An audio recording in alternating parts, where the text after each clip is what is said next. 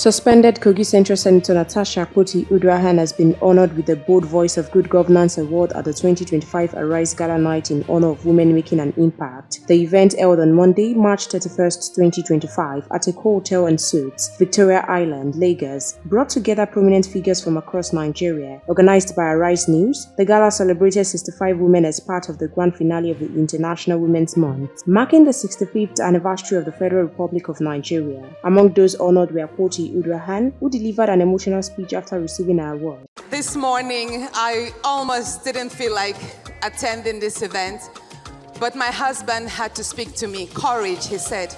Natasha, it doesn't matter what the media has narrated of you. That doesn't define you. And walking up here, the cheers I heard from you all just reaffirmed the journey that in truth, one must find courage even to speak the most difficult of things. And today, I'm being honored amongst many women to receive the award of the bold voice of good governance. And I'd say this, it takes a whole lot of courage to reform governance. And in trust, I hope we patriotically do right by our country. Thank you. The award comes amid akpoti-uduaghan's ongoing dispute with Senate President Godswill Akpabio after she accused him of sexual harassment, alleging the incident occurred in December 2023.